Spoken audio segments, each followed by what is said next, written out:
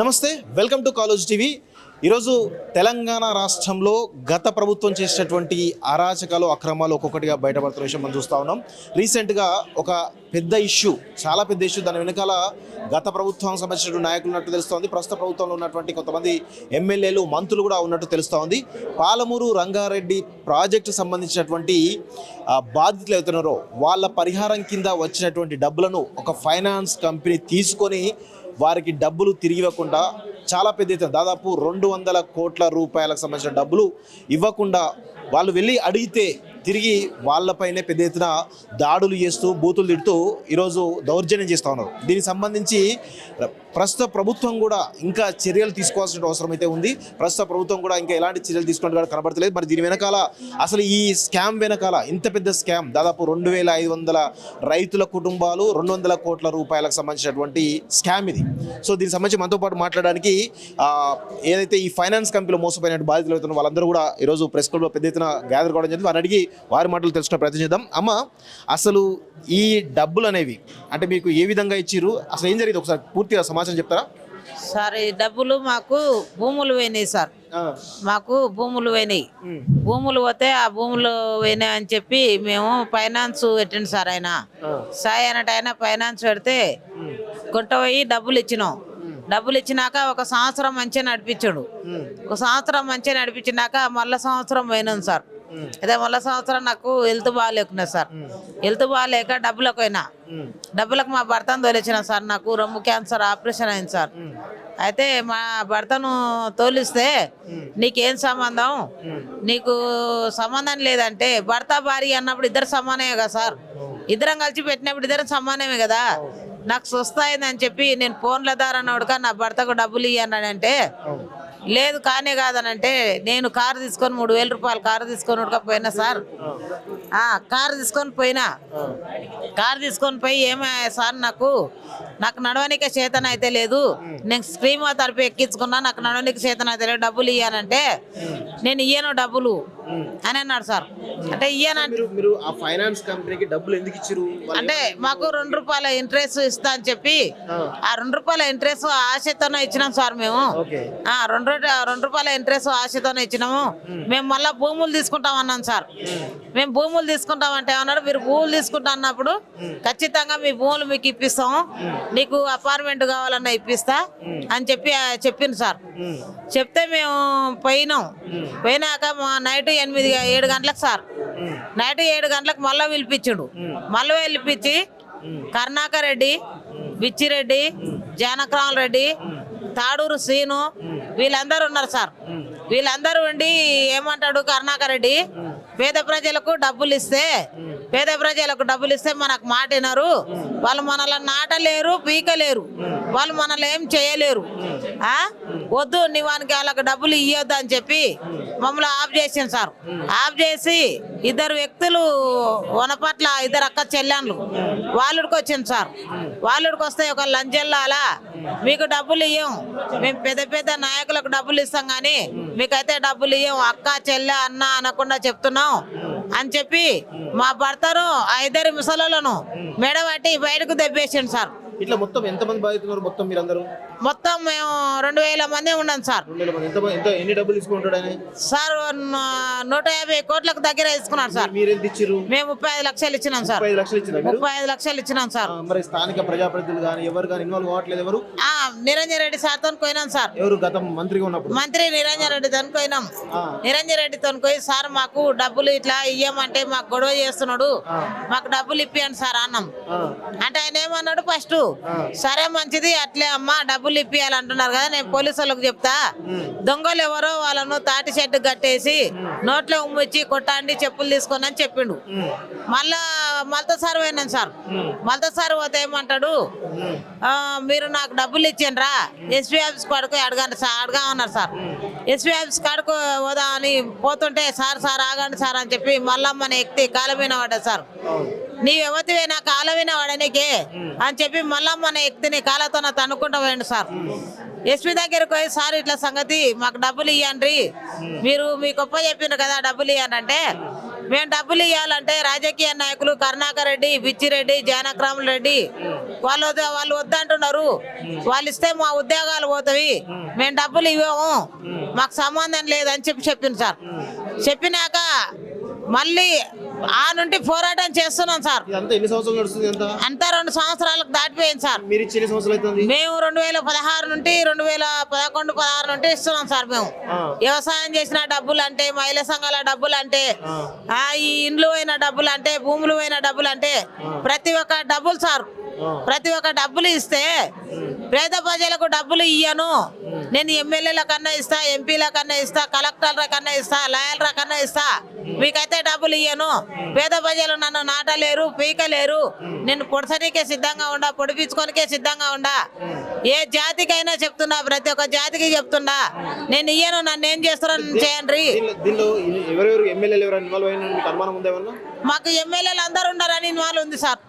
ఎమ్మెల్యేలు ఎమ్మెల్యేలు ఎంపీలు మొత్తం ఉండరని అనుమానం ఉంది సార్. వాళ్ళందరూ అందులో ఇన్వాల్వ్ లేకపోతే 2 సంవత్సరాల నుండి పోరాడుతున్నారు. ఈ 2 సంవత్సరాల నుండి ప్రజలు మా కోట్లు వేసిండ్రు, మమ్మల్ని గెలిపించుకున్నారు. ప్రజలకు న్యాయం చేయాలని చెప్పి మా ప్రజలు ఇంకా ఒకరు లేరు సార్. మేము ప్రజలకు ఓటుకే పుట్టినాము కానీ మాకు ప్రజలు చట్టాలు లేవా, మాకు న్యాయాలు లేవా, మాకు న్యాయం లేదా, ధర్మం లేదా.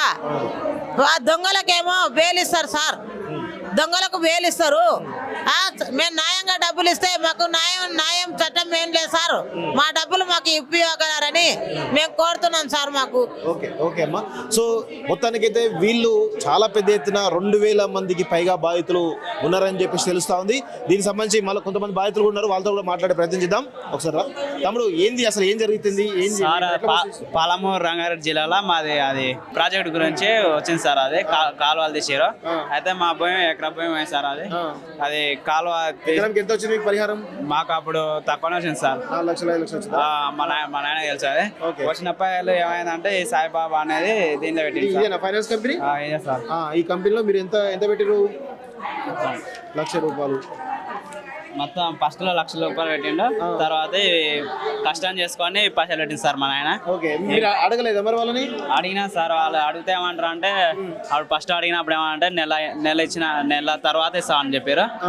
తర్వాత మళ్ళీ పోయి అడిగితే ఏమంటారు అంటే, నా దానిలో ఇప్పుడు మీరు పోలీస్ కేసు పెట్టారు కదా, వాళ్ళని పోయి అడుగుపోండి అని చెప్తున్నారు సార్ ఆయన. అంటే దీని వెనకాల ఎవరైనా ప్రజాప్రతినిధులు ఉన్నదా?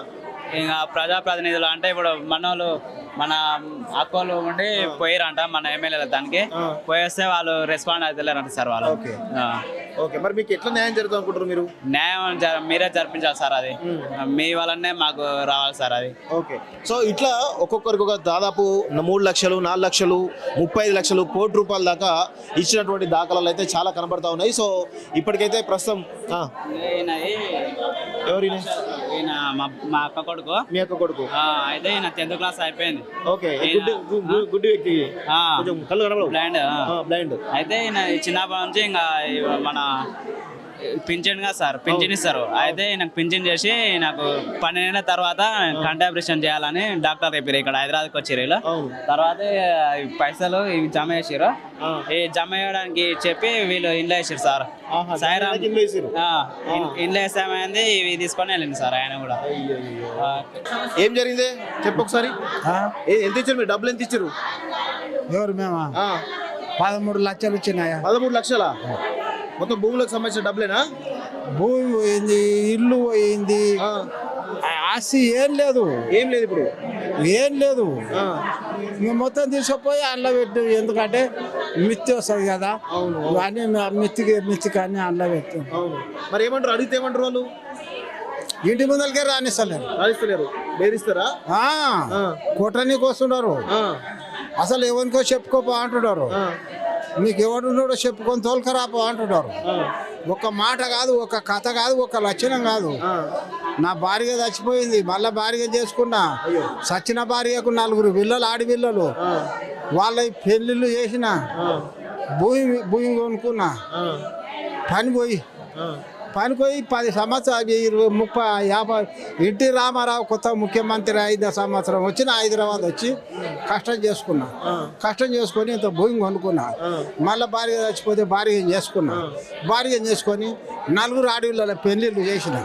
పెళ్ళిళ్ళు చేసి నేను నా ముసలి మగపిల్లలు లేరు, నేను నా ముసలి బతుకుదామని ఏం చేస్తే దేవుడా అని చెప్పి పోతే 4 ఎకరాల భూమి కొనుక్కున్నా. ఇది పట్టణంలో పని చేసుకున్న పైసలే. భూమి కొనుక్కుంటే భూమి కొనుక్కొని ఇట్లకి వెళ్ళి ఉండి ఏం చేసినంటే నా తప్పు అయ్యా, ఎన్ని దినాలు పోయినంతకాలం కష్టం చేస్తూ పిల్లల పెళ్ళిళ్ళ ఏటికేటికి శాత కాకుండా అవుతుంది, ఎట్లా చేయాలని చెప్పి నీ ఒకటి దాన్ని ఒకటి 10-20 వేలు చేసుకొని ఇంటికి పోయి బోర్ వేసుకొని నా ముసలి నేను నా ముసలి పిల్లలు కానీ పెట్టుకొని బతుకులు అనుకుంటే నా మంది కల్లా 5.5 రాశి, నాకు 3.5 రాశి. అడిగితే డబ్బులు అడిగితే ఇవ్వట్లేదా మరి? ఏమంటారు? ఏమంటున్నారు? లేవు లేవంటారా? నీ అన్న చెప్పుకోపో, ఎవరో నీ పార్టీ వాళ్ళని తోలుకొచ్చుకోపో, నీకు పెద్దవాళ్ళు ఎవరో తోలుకొచ్చుకోపో. ఎంతమంది మొత్తం మీ రైతులు ఎంతమంది మొత్తం? ఎంతమంది మీ ఊర్లో? ఎన్ని ఊర్లు? అన్ని ఊర్లా 2 కోట్లకే కూడరు. ఇంకా బాగానే పెట్టారు పైసలు. ఎన్ని పైసలు పెట్టినా ఎవరిని దగ్గర రానిస్తలేరు. చెప్పేటోళ్ళు లేడు. ఎవడన్నా నీవంటే ఎందుకు వాళ్ళ పైసలు వాళ్ళకి ఇచ్చామంటే నిన్ను సంకని వేసుకుంటాడు 10-5 ఇచ్చి. అమ్మా చెప్పండి, అసలు ఏం జరిగింది? మీరు ఎంత ఇచ్చిన డబ్బులు? నేను 8.5 లక్షలు పెట్టాను సార్. 8.5 లక్షలు పెట్టు పెట్టి మేము మా భూమి పోయిన పైసలు ఏం జరిగించారు? అవి 2015లోనో 16లోనో పెట్టాను. 2022లో నా భర్త చెయ్యి ఇరిగింది. ఇరిగినప్పుడు నేను వెళ్ళాను, ఆఫీస్ దగ్గరికి వెళ్ళాను. అడిగితే లేవమ్మా అన్నాడు. మళ్ళీ వచ్చాను, మళ్ళీ వచ్చి మళ్ళీ వెళ్ళాను. మళ్ళీ వెళ్తే ఆఫీస్ మూసుకొని ఉన్నది.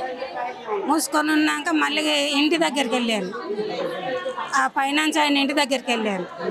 వెళితే అలా భారీగా ఉండి ఇక్కడి వరకు రావద్దమ్మా, మీరు ఏమున్నా ఆఫీస్ దగ్గర చూసుకోవాలి అన్నారు. అంటే మేము డబ్బులు పెట్టి ఇక్కడి వరకు రావద్దు అంటున్నారు, నా భర్త చెయ్యి ఇరిగింది, పైసలు ఇవ్వమంటే ఏంది ఇట్లా మాట్లాడుతున్నావు అని నేను ఎదిరించాను. ఎదిరిస్తే ఆమె తలుపు నా ముఖం మీద తలుపు వేసేసాను. తలుపు తీయలేదు. చూసినాం ఇంటికి మళ్ళీ వచ్చినాం మేము. మళ్ళీ వెళ్ళాను. మళ్ళీ వెళ్తే ఆఫీస్ మూసుకొని ఉన్నారు. ఇట్లే అందరం ఊళ్ళో పెద్ద మనుషులు అందరూ డబ్బులు పెట్టిన వాళ్ళు మొత్తం కూడా అందరం మళ్ళీ ఆఫీస్ దగ్గరికి వెళ్ళాము. వెళ్ళినప్పుడు ఏదో ఒకటి సమాధానం చెప్పారు, మా దగ్గర మాట్లాడనీయలేదు. ఈ పెద్ద మనుషులు అందరూ కూడా వాళ్ళు కూర్చొని మాట్లాడారు కానీ మా దగ్గర మాట్లాడనీయలేదు. మమ్మల్ని కింద ఇట్లాగానే నిలబెట్టి కిందగానే పంపించేసారు. పంపించినాక మళ్ళీ వెళ్ళాము. మాకు వెళ్ళినా కూడా అప్పుడు ఏడిగలేదు. ఏమైనా మామూలుగా మాట్లాడి వచ్చేసినాం. ఆయన దగ్గర ఏం మాట్లాడలేదు. ఇంకా మేము వడ్డీ కోసానికి పెట్టుకున్నాం సార్. అందులో వడ్డీ కోసానికి పెట్టుకున్నాం మేము. కావాలని ఆయన మమ్మల్ని అడిగింది కాదు. మేము అందరూ ఒకరిని చూసి ఒకరం వడ్డీ కోసానికి పెట్టుకున్నాం. నువ్వు పెడుతున్నామని నేను పెడుతున్నాను, నీవు వడ్డీ ఇస్తున్నాడు కదా, మంచిగానే ఇస్తున్నాడు కదా, ఊళ్ళో ఒక్కరొకరిని చూసి ఇచ్చిండు. మళ్ళీ ఆయన్నే ఉండి అమ్మ వడ్డీ తీసుకుపోయి మీరు ఏం చేసుకుంటారు, ఇందులోనే ఉంటే మళ్ళీ పెరుగుతుంది కదా అని మాకు ఆశ చూపించిండు. ఆశ చూపిస్తే పెట్టేసిన మళ్ళీ అందులోనే పెట్టేసి లాస్ట్కి వస్తే మాకు ఈ మోసం జరిగింది సార్. లాస్ట్కి వస్తే కలుస్తున్నాం కానీ వాళ్ళు ఎవరు మాకు సపోర్ట్ ఇస్తలేరు. సపోర్ట్ ఇవ్వకనే సార్ మేము ఇంత దూరం వచ్చింది. మీరు ఎంత పెట్టినమ్మా? నేను 10 లక్షలు పెట్టినా. 10 లక్షలు పెట్టిరా? 9 లక్షలు నావి, నా బిడ్డ 5 లక్షల రూపాయలు. 10 లక్షలు మొత్తం 10 లక్షలు పెట్టిరు. ఏమంటారు? అడిగితే ఏమంటారు? అసలు ఇంకేమంటాడు? గణలే ఆడతలేడు మాకు. మరే మస్తుగా కేసులు పెట్టిండ్రు. బొక్కులు ఉన్నాయి కేసులు పెట్టిండు ఆయన. కేసులు పెట్టిండ్రు, అన్నీ చేసిండ్రు. మరి ఏమనుకుంటారు మరి మీరు డబ్బులు వస్తాయి అనుకుంటారా రావనుకుంటారా ఏంది మరి ఇంకేమయ్యా వస్తామని ఇంత దూరం వచ్చినాము ఇంకా. మేము ఇంత దూరం వచ్చినాము ఇంకా. మా చేత కాదు, మేము ఎక్కలేము దిగలేము, మేము ఎన్నడూ చూడలేదు. ఇప్పుడు ముసల్తానం వచ్చింది, మేము బస్సులు ఎక్కుతలేము దిగుతలేము కొడుక. నిన్న వచ్చినాము కొడుక, నిన్న వచ్చినాము. మా అమ్మ లేదు, గంజి లేదు. మరి ఎట్లా మీకు ఎవరైనా సపోర్ట్ చేస్తున్నారా ఎవరైనా ఏం సపోర్ట్ చేస్తారు?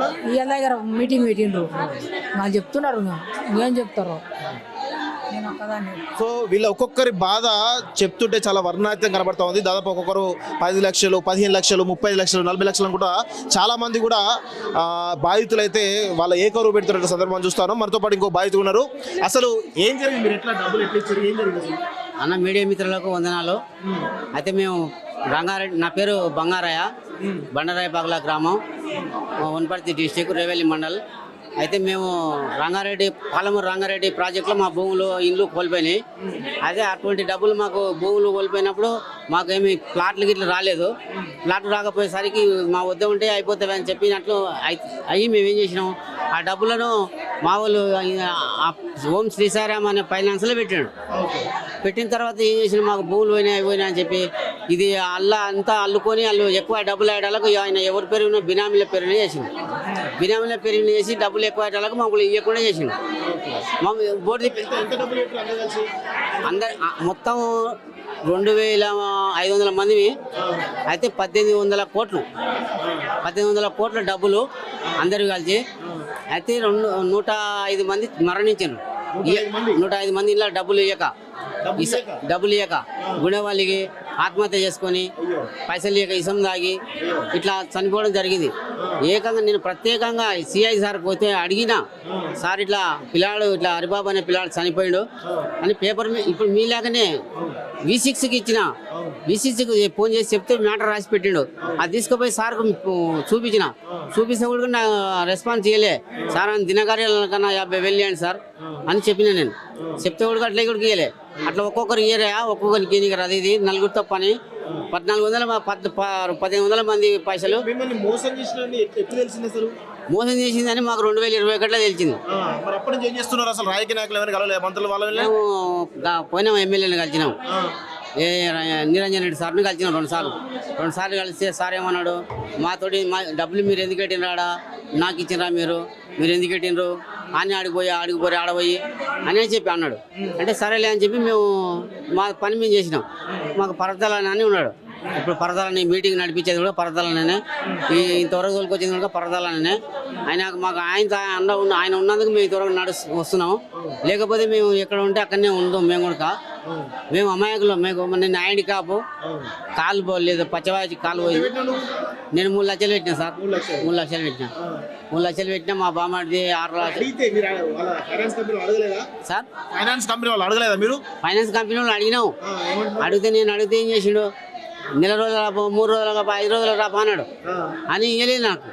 ఇవ్వకపోయేసాక బోర్డు తిప్పేసిండు. మళ్ళీ ఇట్లా తిరిగిపోయేసాలకు ఆయన ఎక్కడో పారం చేసింది, తప్పించుకొని పోతే మన పరదాలన్న ఇట్లా అందరూ పట్టుకొని ఎఫ్ఐఆర్ చేసినాం. వాళ్ళ ఇల్లు కానుండి పోలీస్ స్టేషన్ కూడా ర్యాలీ చేసి ఆ నుండి తీసుకుపోయి ఎఫ్ఐఆర్ చేసినాక ఆ సార్ వాళ్ళు ఏం చేశారు, మాతోటి అన్ని బాండ్ పేపర్లు ఉన్నాయి కదా, అది ఏంది బాండ్ పేపర్ విన్నా రాసిచ్చారు. మన 50 రూపాయలది అది బాండ్ పేపర్ ఉంటుంది కదా సార్. ఆ బాండ్ పేపర్ అయినా రాసిచ్చిన తర్వాత అవన్నీ తీసుకున్నాక డిఎస్పీ ఎస్పీ మారిపోయిన తర్వాత మళ్ళీ రివర్స్ అయింది గేమ్. రివర్స్ అయినాక మళ్ళీ తీసుకురారన్నాడు. సార్ అప్పుడు ఇచ్చినాం కదా సార్ అంటే, అప్పుడు పోయినావా ఇప్పుడు మళ్ళీ చెప్పరు అన్నాడు. అంటే మళ్ళీ ఇచ్చినాం. మీకు 4 రోజుల డిఎస్పీ ఉండి 4 రోజులు మీకు న్యాయం చేస్తా అని చెప్పాడు. 4 రోజులు న్యాయం చేస్తా అని చెప్పి 14 మంది మీద ఎఫ్ఐఆర్ అయితే ఆయన 5 మందిని వాళ్ళ గుమాస్తలను, వాళ్ళ కొడుకును, తాడూరు శ్రీనివాసులు మాజీ సర్పంచ్ని, ఇంకోటి ప్రకాష్, వాళ్ళను ఈ సాయిబాబా ఇట్టాల సాయిబాబా అనేటుని వీళ్ళని అరెస్ట్ చేసినారు. కనుగోలు మొత్తం అన్స్టాప్ బెయిల్ వీళ్ళని తిరుగుతున్నారు. అంటే దీని వెనకాల ఎవరైనా రాజకీయ నాయకులు అనుకుంటున్నారా? మాకు దీని వెనకాల మాకు రాజకీయ నాయకులు ఉన్నారు. అని ఎవరు పర్టికులర్ ఎవరైనా పేర్లు ఉన్నాయా? అంటే ఇప్పుడు ధనంజయులు అయినాక బాలేశ్వరు ఈ ఇట్యాల సాయిబాబా అన్నట్టు ఆయన 3 అన్నదాం. రాజకీయ నాయకులు ఎవరు లేరు? ఎమ్మెల్యేలు కానీ మంత్రులు కానీ? ఎమ్మెల్యేలు ఇట్లా వెళ్ళారు. ఎమ్మెల్యేలు ఇట్లా అయితే మాకు ఎమ్మెల్యేలు అడిగితే డబ్బులు ఇవ్వలేదని అన్నాము. అంటే మీరు ఎందుకు ఇచ్చిన అన్నారు. కానీ ఇంకా రెడ్లు ఉన్నారు. రెడ్డి ఎవరు బాలేశ్వరరెడ్డి అది మీరు ఏం చేసుకున్నారు నెక్స్ట్ ఏంటి మీ కార్యాచరణ? మేము ఇది ఉంటే తీర్మానం కాకపోతే మేము ఎక్కడికైనా ధర్నా చేయడానికి సిద్ధంగా ఉన్నామని ఉన్నాం. సో ఇది మొత్తానికైతే బాధితులు చాలా పెద్ద ఎత్తున వాళ్ళ యొక్క ఆవేదనను వెలిబుస్తున్నటువంటి పరిస్థితి చూస్తున్నాం. దాదాపు చాలా పెద్ద ఎత్తున ఈ ప్రెస్ క్లబ్లో చాలా పెద్ద ఎత్తున వాళ్ళకు బాధితులు రావడం జరిగింది. దాదాపు 2500 మంది 200 కోట్ల రూపాయలను వాళ్ళ పాపం ఒక ఎకరం 2 ఎకరాలు 10 ఎకరాలు 18 ఎకరాలు 20 ఎకరాల్లో ఏది పాలమూరు రంగారెడ్డిలో ఏవైతే కాంపన్సేషన్ కింద పోయిన డబ్బులు వచ్చినాయో దానికి సంబంధించిన డబ్బులను వడ్డీకి ఇచ్చేసి ₹2 వడ్డీకి ఇచ్చేసి వాళ్ళు ఏదో పెట్టినటువంటి సందర్భంలో ఆ డబ్బులను కూడా మిగిలినటువంటి దొంగలు ఈరోజు ఓం శ్రీ సాయిరామ్ అనేటువంటి ఫైనాన్స్ కంపెనీ. సో దీనిపైన ఖచ్చితంగా గత ప్రభుత్వం ఎలాంటి చర్యలు తీసుకోలేదు. గత ప్రభుత్వంలో ఉన్నటువంటి మంత్రిగా ఉన్నటువంటి నిరంజన్ రెడ్డి కూడా కనీసం వీళ్ళకు బాధితుల పక్షాన అండగా నిలబడే దాఖలాలు లేవు. సో మరి దీని ప్రస్తుత ప్రభుత్వం కూడా దీనిపైన ఖచ్చితంగా కఠినమైనటువంటి ఎవరైతే ఉన్నారో దీని వెనకాల ఎమ్మెల్యేలు కానీ లేకపోతే మంత్రులు ఎవరైతే ఉన్నారో కానీ వారిపైన కఠినమైన చర్యలు తీసుకునే విధంగా వీళ్ళకి బాధితులకు నష్టం ఏదైతే జరిగిందో వారికి నష్టపరిహారం ఏదైతే ఇవ్వాల్సిందిగా ఆ ఫైనాన్స్ కంపెనీ పైన కఠినమైన చర్యలు తీసుకోవాల్సిందిగా బాధితులు చాలా పెద్ద ఎత్తున డిమాండ్ చేస్తూ ఉన్నారు. దీనిపైన ఖచ్చితంగా ఎందుకంటే ఇది సీఎం గారి సొంత జిల్లా కాబట్టి సీఎం గారి సొంత జిల్లాలోనే ఇంత పెద్ద ఎత్తున స్కామ్ జరిగింది అంటే దీని వెనకాల ఏ శక్తులు లేవో ఖచ్చితంగా సీఎం గారు కూడా కొంచెం చొరవ తీసుకొని దీనిపైన స్పందించాలని చెప్పేసి కూడా ఈరోజు కాలేజ్ టీవీ పక్షాన మేమైతే కోరుతున్నాం. చూస్తారండి college TV. Thank you very much. విదేశాల్లో ఉన్నత విద్యను చదువుకోవాలని అనుకుంటున్నారా? అయితే వెంటనే ఫ్లైగ్రాండ్ ఓవర్సీస్ ఎడ్యుకేషన్ కన్సల్టెన్సీని సంప్రదించండి. మీ విదేశీ కలలను సాకారం చేసుకోండి. ఫ్లైగ్రాండ్